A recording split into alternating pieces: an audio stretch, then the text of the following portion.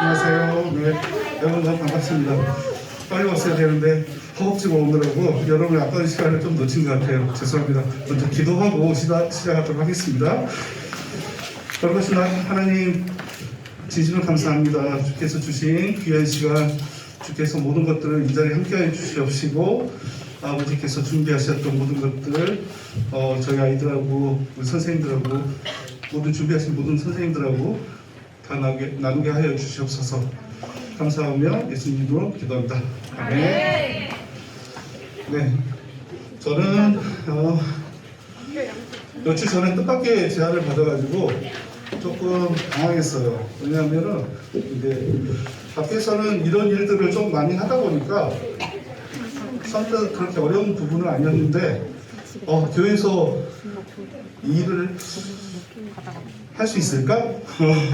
조금 그랬는데 여러분들 오늘 만나고 보니까 너무너무 반갑고 또 이 아이들이 우리 지금 여기 강명교회 지금 어퍼로 우리 학생들이 우리나라 국내에 있는 부분이 아니라 전 세계에 있는 모든 나라를 대상으로 해가지고 여러분들이 이제 손과 발이 되지 않을까라는 그런 큰 기대감을 가지고 이 자리에 섰습니다. 네, 오늘 제목은 과학분야라고 하긴 하는데 주제가 조금 너무 넓어요. 어떤 한 부분이 이렇게 콕 집어서 이야기할 수 없는 부분이어서 제가 이제 좀 두서없이 이야기할 수 있도록 하겠습니다. 그래서 제가 이제 한 30년 정도 된 것 같아요. 이제 과학이라는 이런 부분을 토대로 해가지고 일을 하다 보니까 제 스스로 갈 수 있는 길이 아니라 길을 가다 보니 누구를 만났어요? 네, 하나님을 만났어요. 그래서 과학을 찾다 보니 하나님을 만나게 되는 그런 이야기를 가지고 이야기하도록 하겠습니다.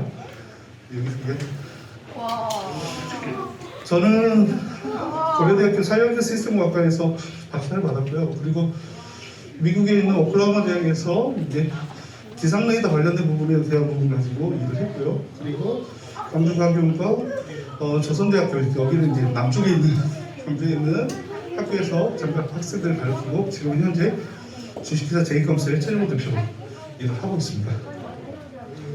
주제가 세 개인데요. 처음은 이제 과학이라는 부분에 대한 시작입니다. 이 과학에 대한 시작이, 과학이라는 이런 부분이 과연 어떻게 시작됐는지 분명히 여러분들 시작은 있었겠죠. 그것처럼 모든 것에 시작이 있습니다. 그래서 과학이라는 분야에 대한 시작을 한번 만나보도록 하겠습니다.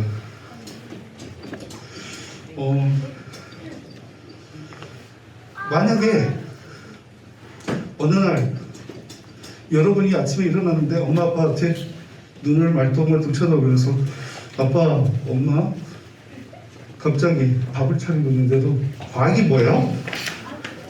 그런 질문을 받으면 모든 엄마 아빠들은 깜짝 놀랄 거예요. 왜 그럴까? 너무 우리 아이가 너무 성장했어. 왜? 과학을 물어보는 부분에 대하다 보니까 미처 우리가 준비하지 못했던 이야기들이죠. 그러다 보니까 그럼 저희는 우리 여기 있는 세 명의 자리에 이렇게 이야기를 할 겁니다. 저는 뭐라고요? 여기 과학이란 게 사물에 대한 구조라든지 성질 또는 그에 따른 모든 다양한 방법으로서 어떤 체계적이고 이론적인 그런 지식 체계를 말한단다 이야기하면 우리 아이들은 분명히 그렇게 이야기해요. 재미없어. 재미없어라고 이야기하죠. 실망했어. 왜? 아빠 입에서 그렇게 이야기할 줄은 저는 몰랐으니까 이해 안 되는 거죠. 하지만 하나님께서 알려주신 방법에 대한 부분은 명확합니다. 뭐냐면 하나님이 만들어내신 자연 환경에서 그러한 부분에서 우리가 뭐 하는 거죠? Why? 우리 아이들은 점점 제가 조금 걱정했던 부분 중에 하나가 뭐냐면 애들이 갈수록 궁금해하지 않아요. 뭐랄까요? 아빠 왜 배고파? 엄마 왜 학교에는 가고는 싶은데 발이 안 떨어져요? 왜 그럴까요? 질문을 해야 되는데 요즘 아이들이 질문을 하지 않습니다. 왜냐하면 요즘 코로나 때문에 많은 것들을 잃어버리고 가고 있는 현실인 것 같아요. 그러다 보니까 저희로서도 조금은 당황스럽긴 하는데, 그래도 오늘에 대한 과학에 대한 정의 다시 돌아보면, 과학 자체는 뭔가를 얻어내는 과정에서 뭔가를 얻어내는 결과를 배우는 학문, 그게 이제 과학입니다.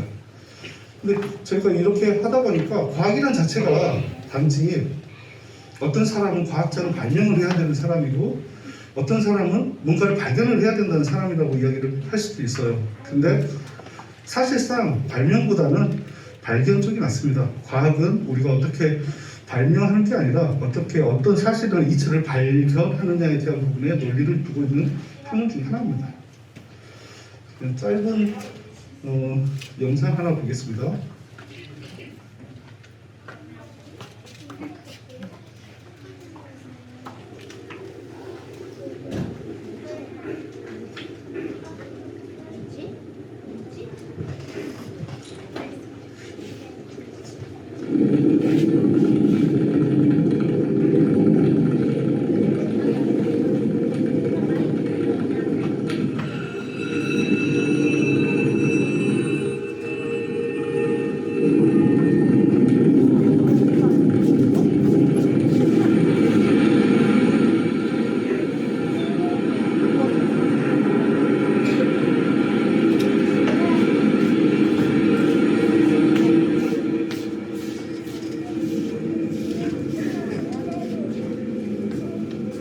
지금 보시는 영상이 뭘까요? 창세기 1장에 나오는 이야기죠. 1장에 태초에 하나님께서 무엇을 만드셨죠? 창세기를 만드셨죠. 네. 그 내용에 대한 부분을 가지고 과학은 시작이 됩니다. 조금 전에 말씀드렸던 것 중에 하나가 뭐냐면, 과학은 발명이 아니라 발견이라고 말했던 부분은 이 점에서 기초합니다. 뭐냐면 하나님은 이미 세상을 만들어 주셨어요. 그렇기 때문에 크리에이션한 부분은, 즉 발명한 부분은 이미 하나님께 다 만들어 주셨어요. 근데 우리가 지금까지 과학적으로 풀지 못한 사항이 하늘의 별과 같이 바다의 모래와 같이 너무나 많아요. 지금 알려져 있는 모든 노벨상을 받았던 그런 이론들은 정말 하나님이 만들어주신 세상의 0.00001%도 안 되는 사실이 모든 학계에서에 대한 소설입니다. 그러다 보니까 우리가 살아갈 것, 즉 여기 있는 선생님들이 살아있는 세상보다 여러분들이 사는 세상에서 더 발견해야 될 것들이 너무나 많다는 이야기를 듣고 있었습니다. 벌써 5일이네요.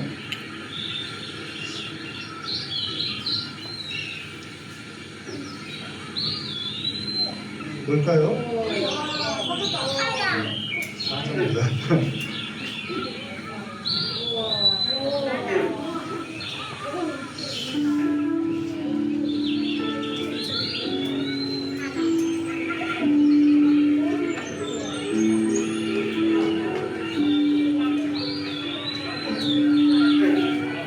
멋있죠?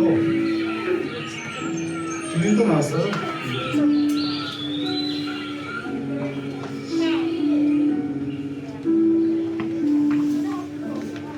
이제 누가 나왔죠? 네, 사람이 나왔어요.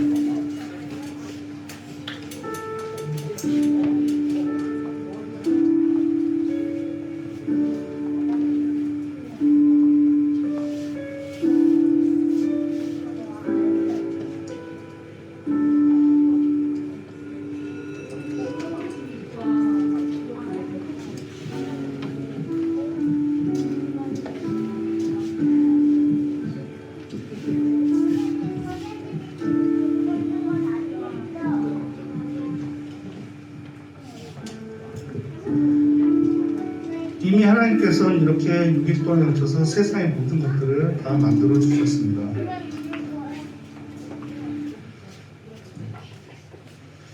그러다 보니까 방금 전에 말씀드린 것처럼 과학은 뭐다고요?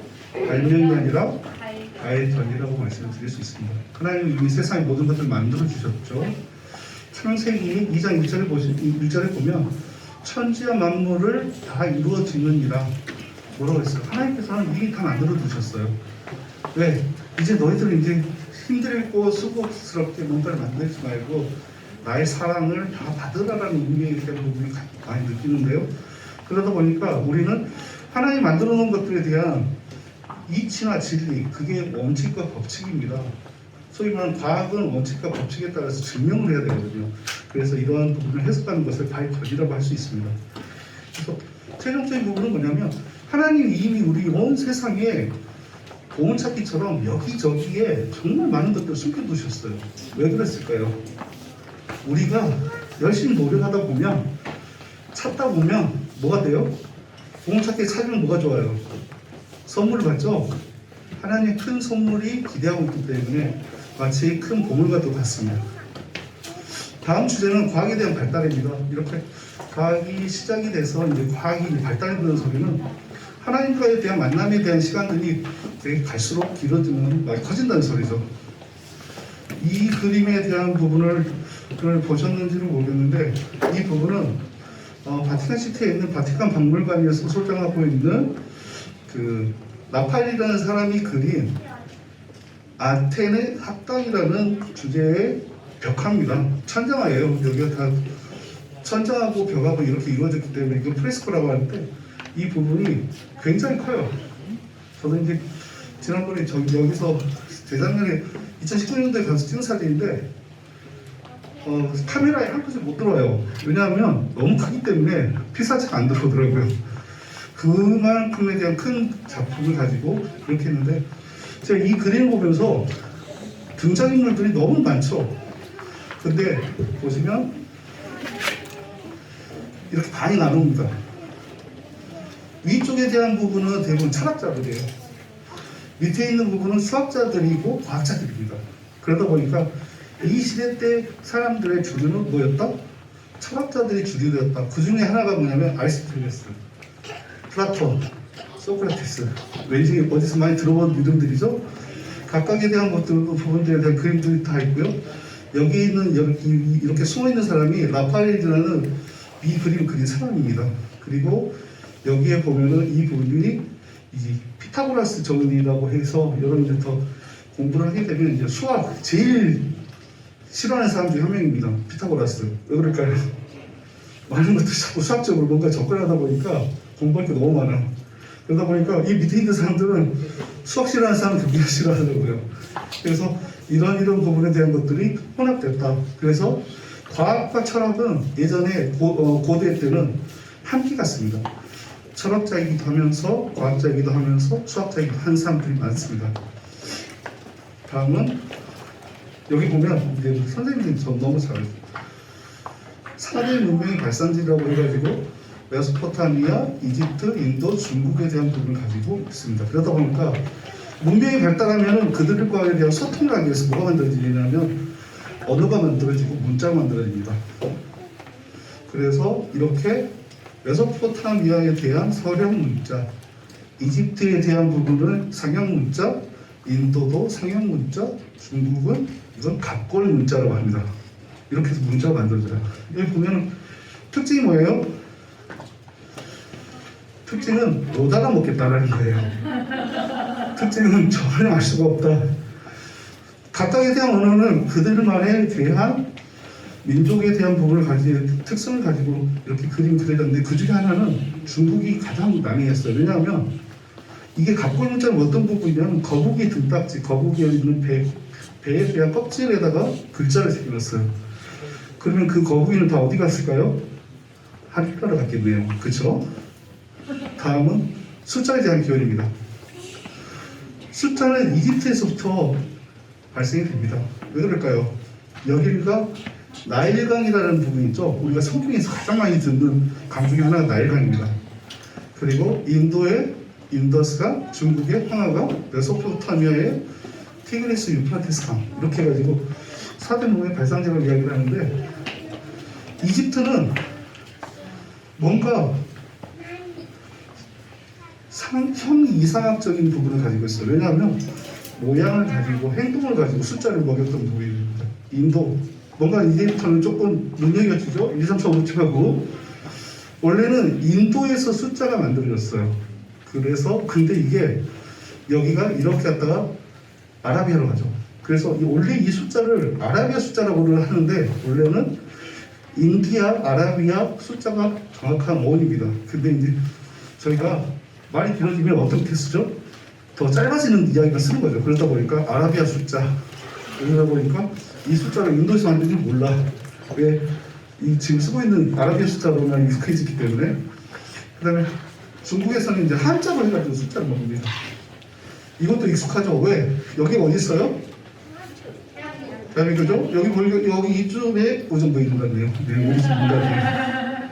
잘 찾아야 됩니다. 지도를 항상 내 집이 어디 있는지 잘 찾아야 집에 돌아올 수 있어요.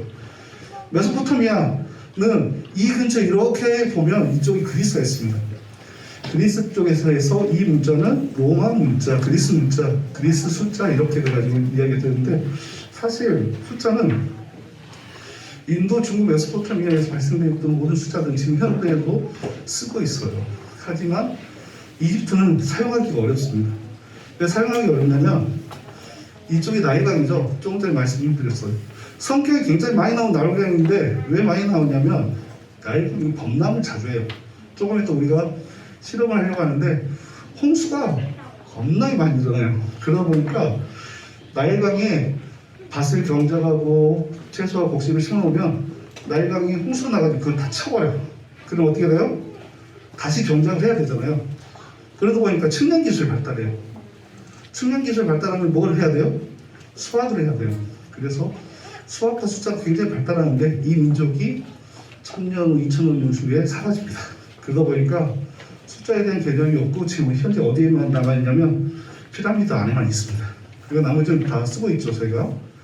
그 중에 하나가 파피루스라는 부분이 있어요. 이집트에서 거기 이제 가죽이라든지 이런 부분 양피지대가 글자를 많이 썼는데 그 파피루스라고 하는데 아메스 파피루스는 최초로 전 세계적으로 처음으로 수학에 대한 부분을 정리를 해놓은 책입니다. 그래서 가장 오래된 수학책이라고 이야기를 하는데 이 부분을 조금 확대했더니 보니까 이렇게 뭐 삼각형도 그려져 있고 사각형도 그려져 있고 계산되어 있는 걸 볼 수가 있어요. 아, 얘네들이 뭐 하려고 이걸 썼다? 피라미드 쓰려고, 피라미드 질 때 쓰려고, 스핑크스 만들 때 쓰려고. 그러다 보니까 이게 가장 오래된 이제 파피루스, 그 아메스 파피루스라는 책이 되겠습니다. 다음은 숫자와 문자를 어떻게 활용했을까라는 부분 가지고 이야기 한번 해보고 싶어요. 앞에서 말씀드린 것처럼 이게 뭐죠? 피라미드. 피라미드 어디에 있어요? 네, 이집트에 있어요. 이게 뭐예요? 피라미드를 지키는 스핑크스. 그렇죠? 그러다 보니까 정말 커요. 정말 큰데 별로 여기를 가보고 싶지가 않아요. 저 2002년에 그 이스라엘 거쳐서 이집트를 한번 가봤었는데 낙타밖에 없어요. 그 이동하는 수단이. 근데 낙타가 냄새가 엄청나요. 우리가 차라리 소를 키우고 말을 키우는 게 낫지 낙타는 못 키우겠어요. 너무 하고 되게 청결하지 못한 동물이긴 한데 그러다 보니까 이 스핑크스나 피라미드에 대한 부분을 계산하고 짓고 설계를 하다 보니까 이렇게 골똘하게 뭔가를 생각하면서 짓게 되는 거죠. 그중 하나, 이 피라미드 누가 만들었어요? 누가 지었어요? 우리가 창세기 거쳐서 출애굽기 보면은 모세가 광야로 해서 가나안을 가기 위해서 유대인들을 다시 그 출애굽하죠. 유대인들 만드는 거지. 왜? 이때 이집트의 노예로 가기 위해서 이걸 많이 만들었다고 합니다. 그래서 현재 2008년 기준으로 했을 때 이집트에 있는 피라미드는 몇 개다? 132개가 있다. 저는 다른 2개 있는 줄 알았어요. 근데 이집트는 굉장히 넓어요. 작은 거, 큰 거, 관련된 거 해서 이집트 피라미드에 대한 부분이 굉장히 많다는 것을 볼 수가 있었습니다.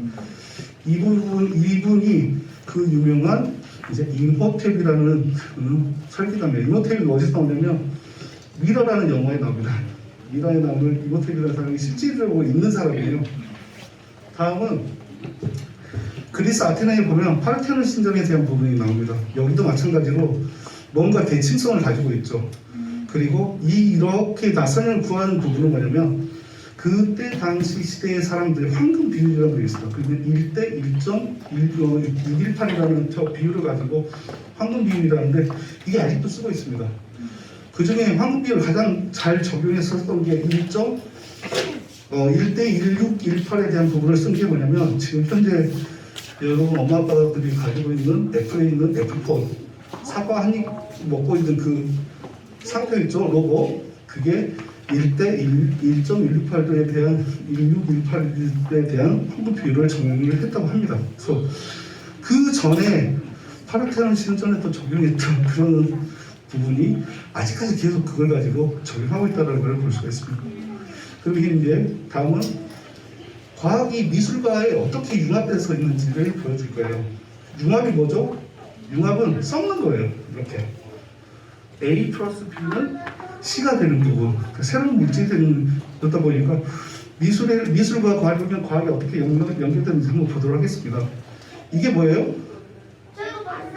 네, 기찻길. 언제 보셨어요? 오늘. 네, 기찻길이에요. 이게 원근법이라 해서 원근은 먼 것과 가까운 것을 하나에 대한 그림으로 표현하는 걸 원근법이라고 이야기를 합니다. 그리고 여기 보면 이게 뭐죠? 터널, 다음은 가로수길, 다음은 고속도로, 여기는 뭘까요? 네, 아침에 갔다 왔다 학교 복도. 네, 다음은 우리 할머니 할아버지 사시는 골목길. 이런 것들을 원근법을 가지고 하다 보면 굉장히 사실적으로 느껴지고 생동감이 느껴져요. 그래서 이 부분을 과학에서 미술에도 많이 썼어요.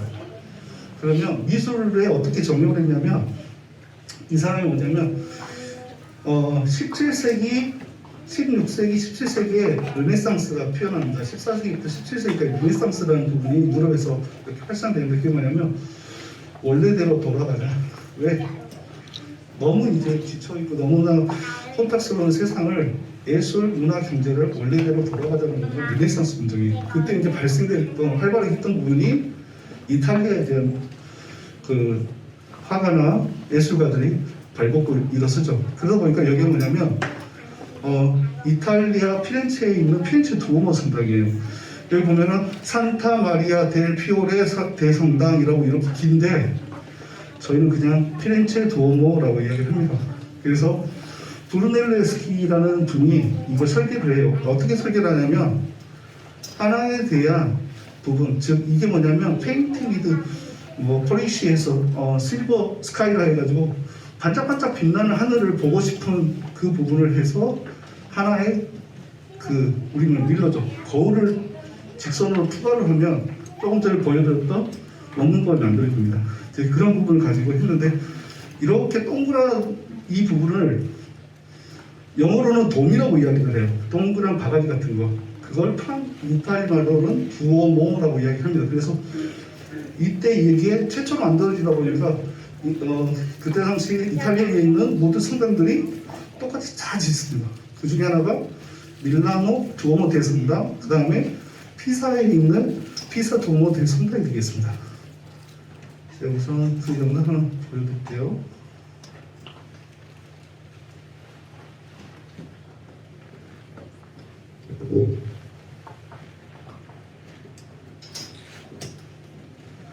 여기가 피렌체 두오모에서 드론으로 영상을 찍은 영상입니다. 이게 지금 전체에 있는 이 부분이 너무 되게 직설적이면서 정말 꼭 집은 지붕이 그래서 지붕이 다 무슨 색이에요? 빨간색이에요. 왜 그럴까요?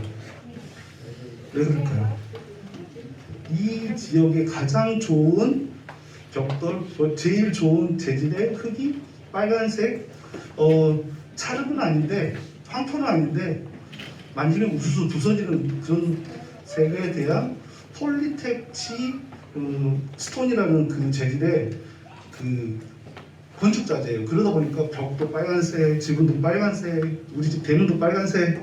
뭐만 빨간색이 아니에요? 사람만 빨간색이 아니고 나머지 다 빨간색이에요. 다행히 이런 부분은 흰색으로 다 만들어놨죠. 네, 이건 이제 야간에 야경을 찍었던 부분입니다.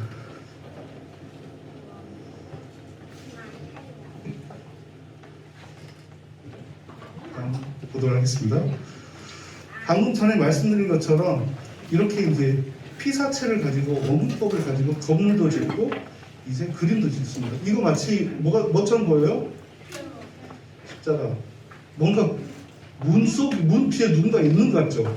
보면은 이렇게 그림을 그렸는데 마치 벽 뒤에 누군가 숨어서 이렇게 십자가에 달린 예수님이 보이는 모습을 볼 수가 있습니다.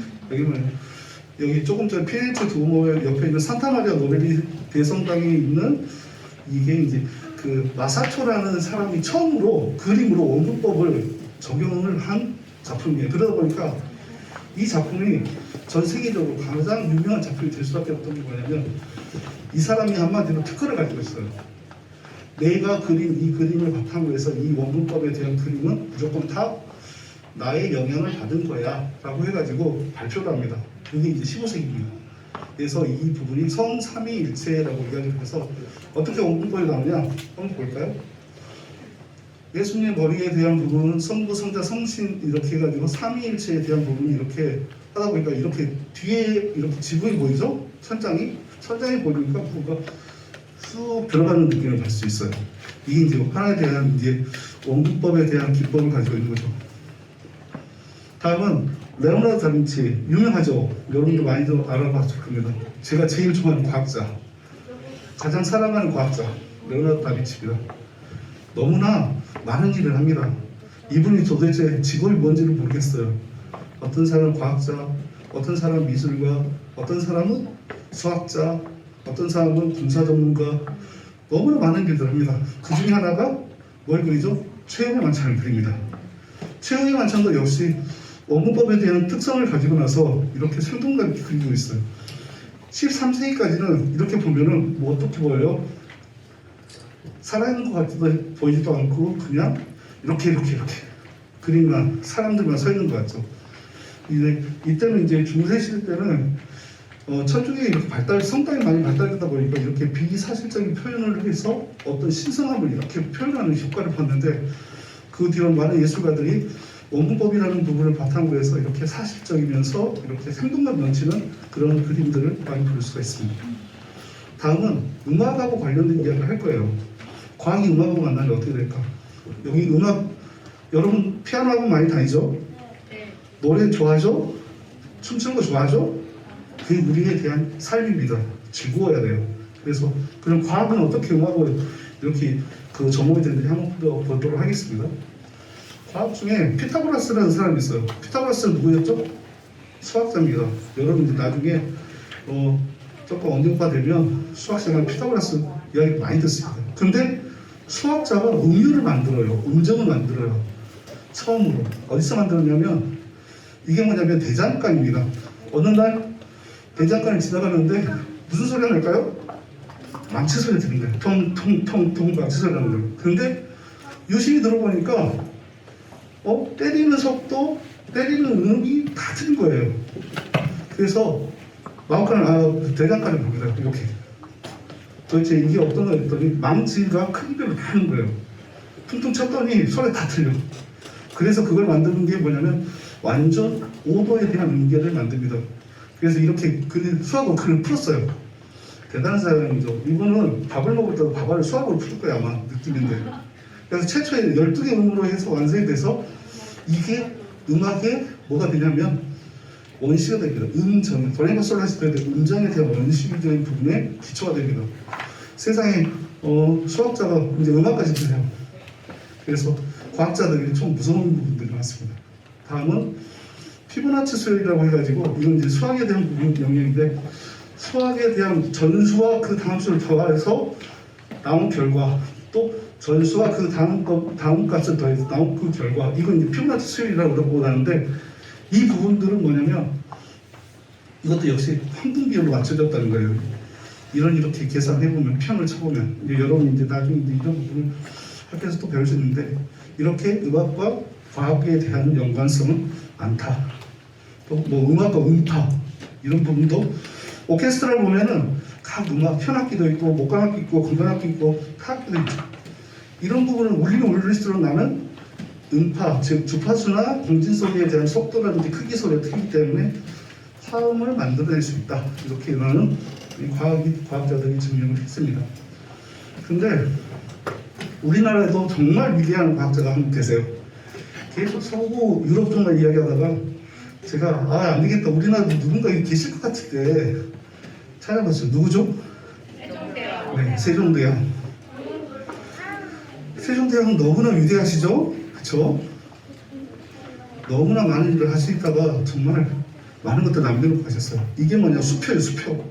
수표는 뭐냐면 비가 오면 물이 이렇게 차오르잖아요. 그리고 이 눈금이 이렇게 있어요. 그래서 항상 이 수표는 다리 밑에 있습니다. 다리 밑에까지 어디까지 찼으면 비가 얼마, 조선시대 종조 몇 년에 어느 다리 밑에서 수표의 값이 몇 척이다, 이런 부분이 아직도 기록이 남아있어요.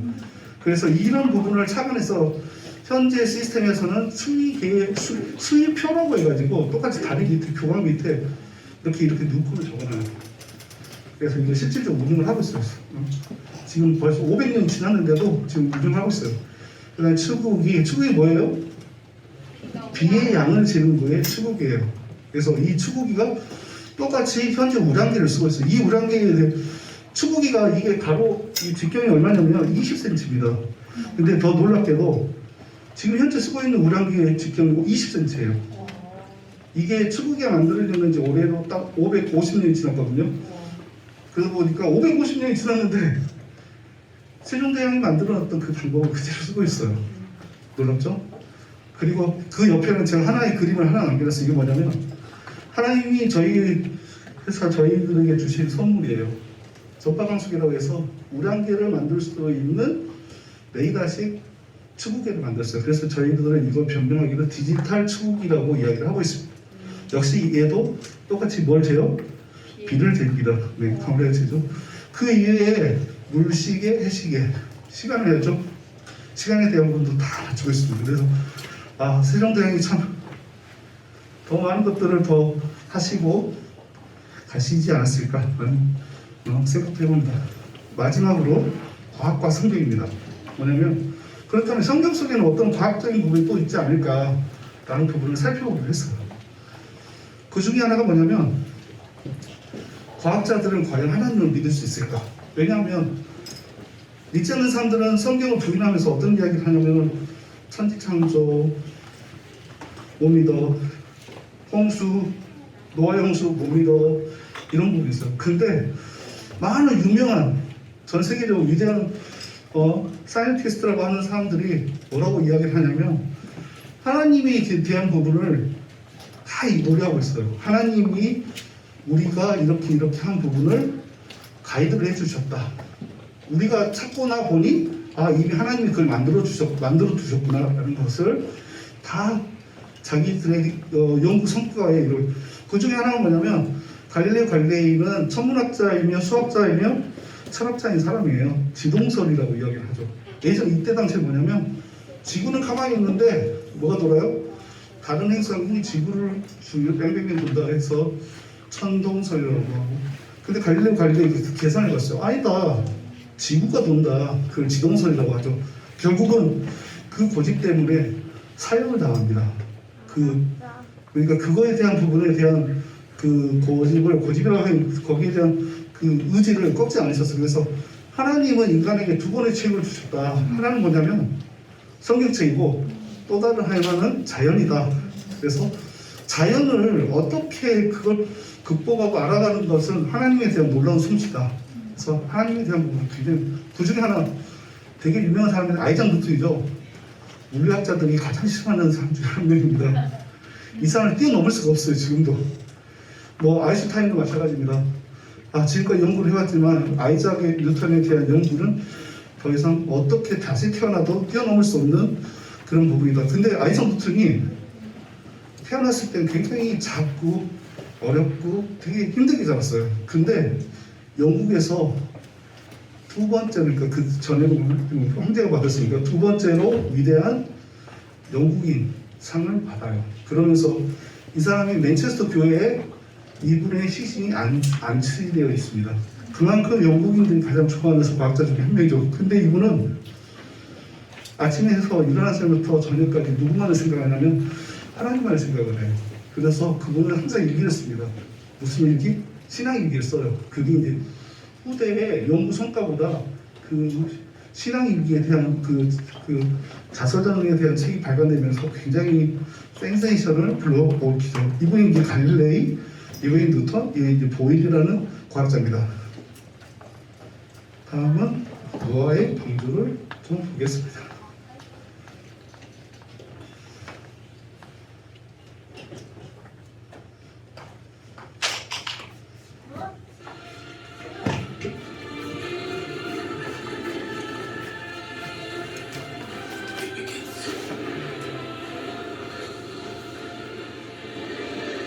That's the end of everything.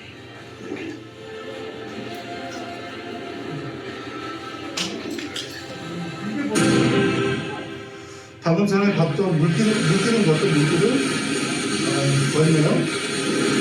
이 물기둥이 봤던 물기둥. 네. 저희가 조금 이따 이 물기둥을 한번 모의 한번 해볼 거예요.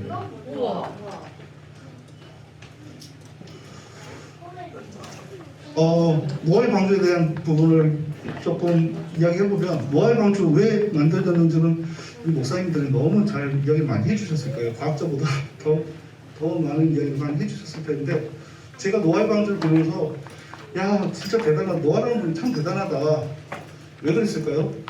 하나님이 노아라는 사람하고 계약을 합니다.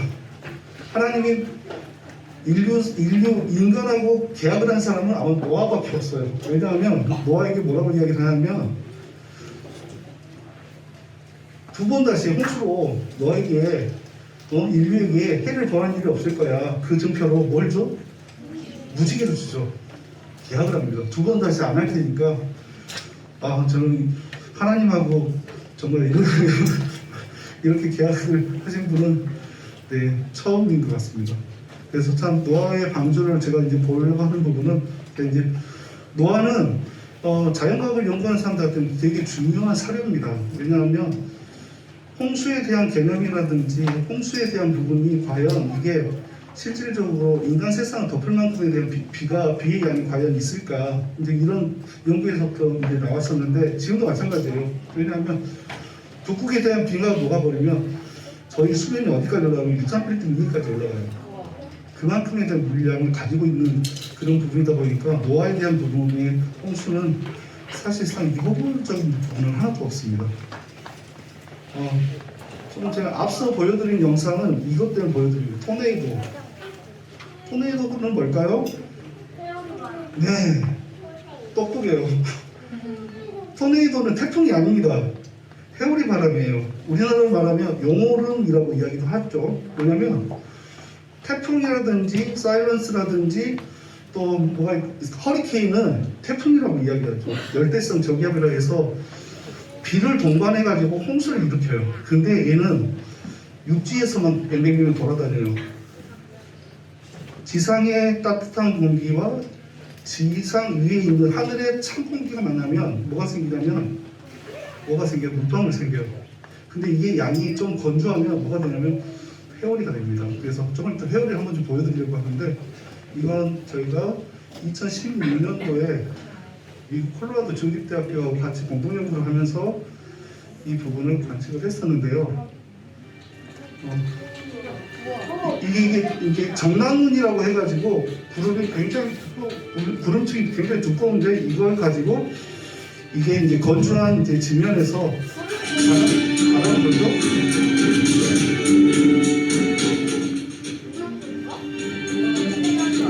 이게 지금 이제 코어라고 이야기를 합니다. 지금 토네이도의 코어가 점점 발달하는 게 보이죠. 이렇게 해가지고 이제 쑥 뽑아서 올라가는 걸 볼 수가 있습니다.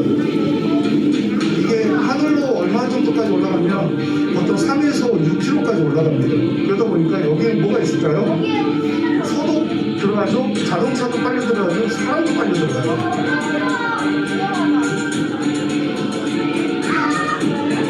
그러다 보니까 회오리에 있는 이 색깔이 뭐냐면 다 황토색이에요. 왜냐하면 육지에 있는 모든 흙들을 다 가지고 올라가기 때문에 이렇게 황토색에 대한 부분이 있는 거죠.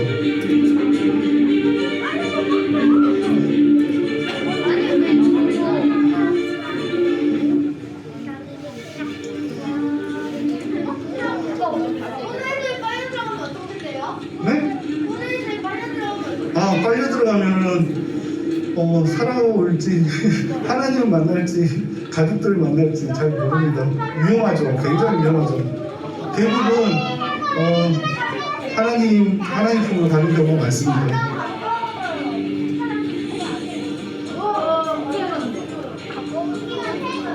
이렇게 보고 있지만 사실 거리가 보면 한 수십 킬로는 돼요. 워낙 이게 회오리 기둥이 너무 높아가지고 그러는 건데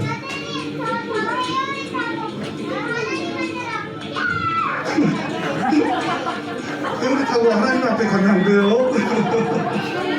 엄마 아빠가 슬퍼요. 회오리 타고 하나님 앞에 가는 게 아니라 회오리 타고 다른 나라 가는 나라에 소설이 있어요. 그게 뭐죠? 도로시예요. 도로시가 누구예요? 사자, 깡통로봇, 허수아비 이야기 알아요? 네, 거기서 나온 도로시가 캔자스시티에서 살면서 이 회오리 바람을 타고 다른 나라에 가는 이야기입니다. 여기는 지금 여기 보면은 뚝뚝뚝 떨어지는 게 있어요. 네, 우박이에요. 아, 똑똑해요. 장래가 기대가 됩니다.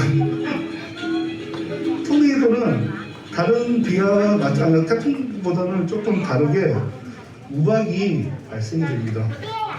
우박이 막 발생이 돼요. 우박도 발생되고 바람도 막 불고 그리고 또 뭐도 불냐면 천둥번개가 쳐요. 근데 비는 없어요. 근데 되게 특이하게 꼭 토네이도가 발생되는 지점에는 꼭 허리케인이 동반해서 따라오는 경우가 너무 많아요. 그렇기 때문에 미국에서는 넓은 땅덩어리지만 허리케인하고 토네이도가 같이 발생되는 때는 전 그 지역주가 비상이에요. 왜냐하면 피해가 뭐 한두 피해가 날걸 거의 10배 이상에 대한 피해가 나기 때문에 인명피해가 나기 때문에 굉장히 조심해야죠. 이 부분은 뭘까요? 이 부분은 네, 이 차를 타고 토네이도를 추정하는 사람들이에요. 이 차의 영상을 찍었던 사람들입니다. 이렇게. 그래서 저 예전 2014년도에 오클라호마 대학에 있을 때 이때 디스커버리라는 채널에서 토네이도 트레이서라는 다큐멘터리를 찍었어요. 거기에 있는 오클라호마 교수들하고 학생들하고 해서 이걸 찍었는데 그때 3명이 돌아가셨습니다. 기상과 교수님 2분하고 운전을 해줬던 기상과 교수님의 아들분이 이제 이 토네이도에 도는데 이게 이제 한쪽 방향으로 돕니다. 조금 이따 이제 실습을 할 텐데 한쪽 방향으로 돌아요. 그렇기 때문에 그 한쪽 방향으로 도는 거기에 빗대어서 이게 차가 빨려 들어가는 걸 못해서 이제 다른 그 구조물로 부딪혀가지고 이제 사고 나서 이제 돌아가셨는데 굉장히 위험한 작업들입니다. 오늘 이 영상 하나 있는데 시간이 안 돼서 이 영상 좀 그래서 이게 이제 오늘 이제 실험할 부분이에요. 그러니까 실험 준비 할 건데 어떤 부분이냐면 밑에 이제 이렇게 해서 선풍기로 해가지고 빡 올릴 거예요. 그러면 여러분이 이 토네이도가 어떻게 생성이 되는지 한번 잠깐 보도록 하겠습니다.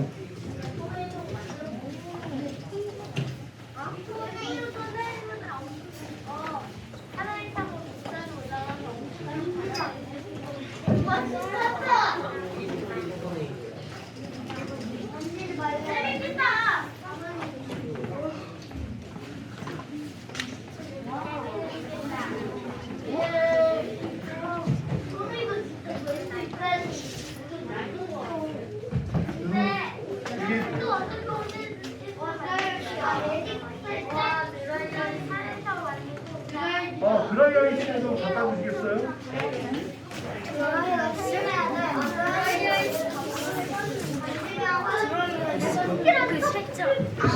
부탁 좀 드리겠습니다. 드라이아이스가 그게 있는데 드라이아이스라고 뜨거운 물 있으면 뜨거운 물 좀 이렇게 컵 한 잔만 갖다 주시겠어요?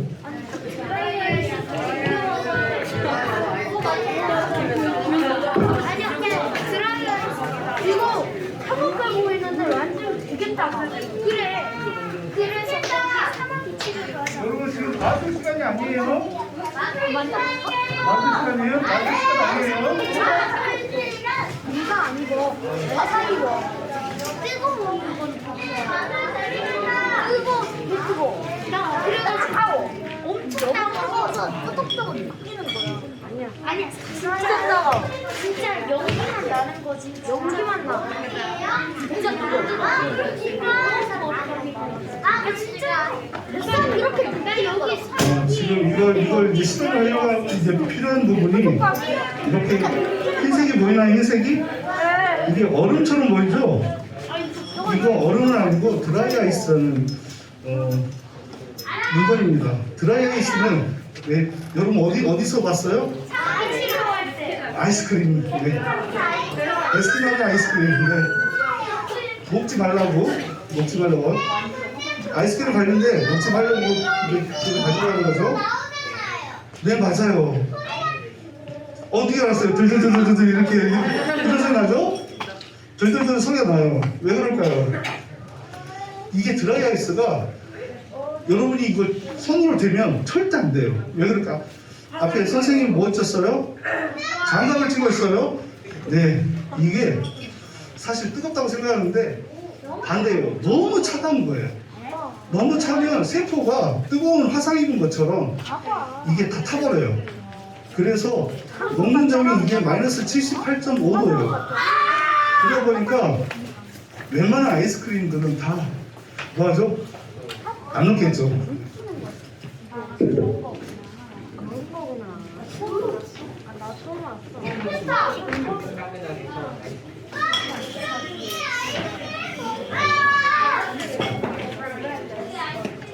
너무 그래요? 네.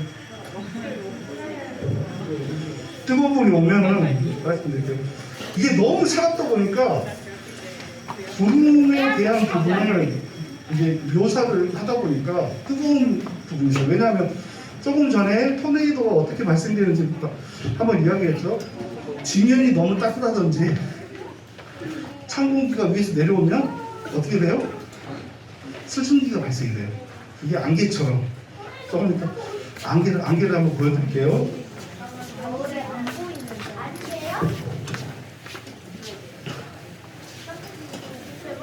뜨거운 물이 아, 네, 네.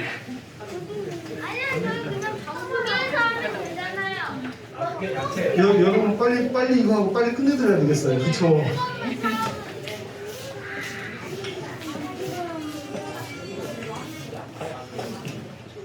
드라이 아이스는 너무 차갑기 때문에 다른 플라스틱이나 다른 스테인리스라든지 철에 이렇게 부딪히면 얘가 소리를 나요. 무슨 소리냐면 온도차가 많이 나기 때문에 이렇게 뿌해지는 겁니다. 네.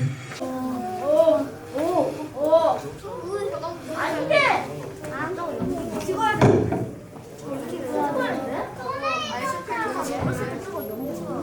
아이씨야, 되게 맛있어.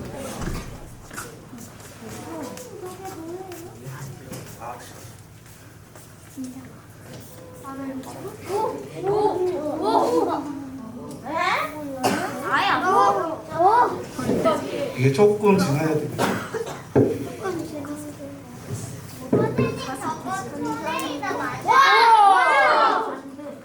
보이나요?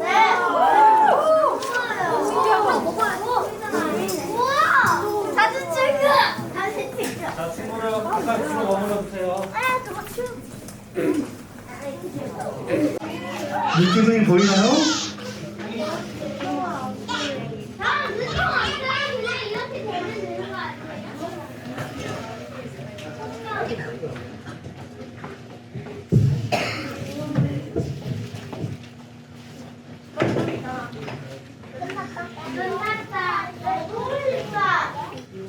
조금 더 보여드릴게요.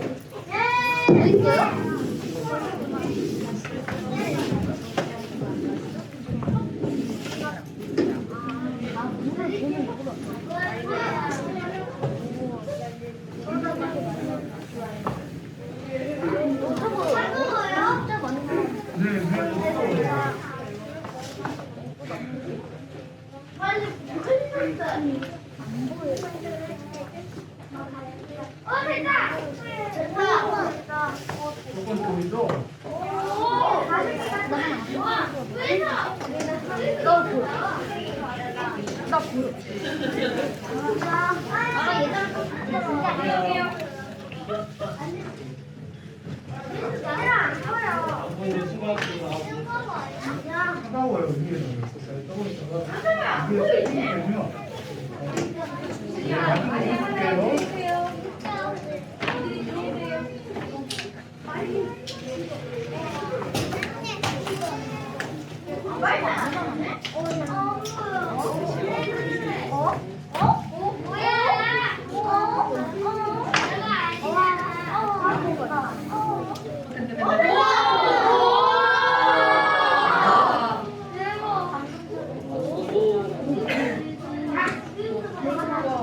가지고 올 사람?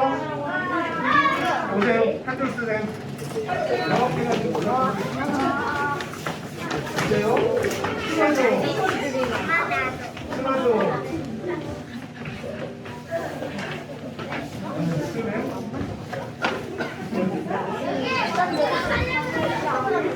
뭐예요?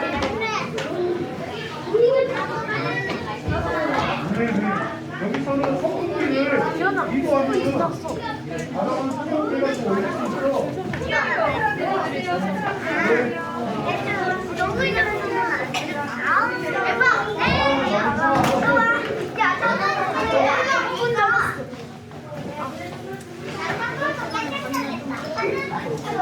되게 신기하긴 하다. 신기하지? 완전. 난 만지는 거. 아, 그냥 바람이야.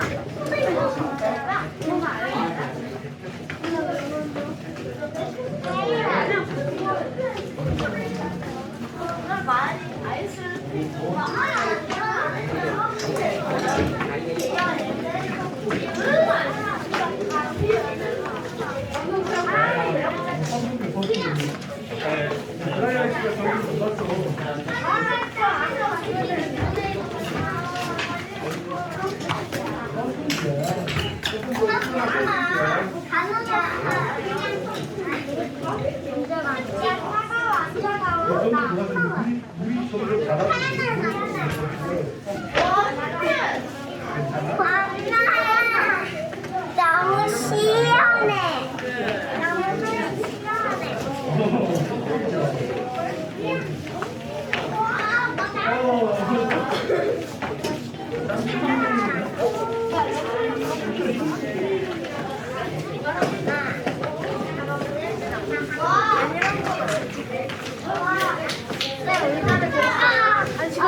네. 이렇게 해가지고 저희도 토네이도를 한번 실험을 한번 해봤어요. 어때요? 재밌어요? 네. 다음 봅시다. 네. 이제 끝내야 할 시간이에요. 앞에서 잠깐 말씀드렸지만 제가 이걸 준비하면서 두 가지 말씀을 딱 드렸어요. 하나님 이미 우리에게 많은 것들 만들어 주셨구나. 그 중에 하나 뭐냐면 로마서 11장 13절을 보면 깊도도 하나님의 지혜와 지식의 풍성함이며 그의 판단은 헤아리지 못할 것이며 그의 길은 찾지 못할 것이다. 이 소리는 뭐냐면 하나님이 이미 다 만들어 주셨어요. 너무나 풍성해. 아마도 헤아리지 못할 거라고 분명히 이야기하셨어요. 그럼에도 불구하고 우리가 찾고자 하는 과학은 하나님이 만들어 놓으신 어떤 이치라는 진리 이런 부분을 찾아내서 이해하는 게 중점입니다. 그걸 어떤 부분을 바꿔서 이야기하면 우리가 이 과학이라는 걸 하면서 하나님을 좀 더 이해할 수 있는 길을 찾자. 우리 첫 번째고요. 이런 수많은 발견을 통해서 우리는 뭘 체험할 수 있어요? 하나님이 얼마나 우리를 사랑하시는가를 체험할 수 있습니다. 그래서 골로새서 2장 3절을 보면 그분 안에는 지혜와 지식의 모든 보화가 감추어져 있다고 있어요. 하나님은 우리에게 많은 선물구역입니다. 그래서 마치 보물찾기와 똑같이 내 주변과 여러분의 삶 속에서 지적 호기심을 가져야 돼요. 왜 그럴까? 왜 이럴까? 질문을 한다 해서 여러분 탓할 수는 없어요. 우리 또 어른들은 거기에 대해서 은근히 답해줘야 됩니다. 그러면 우리 아이들이 더욱더 하나님과 놀라운 섭리와 또한 그러한 사랑을 경험할 수 있을 것이라고 생각합니다. 네, 마치겠습니다.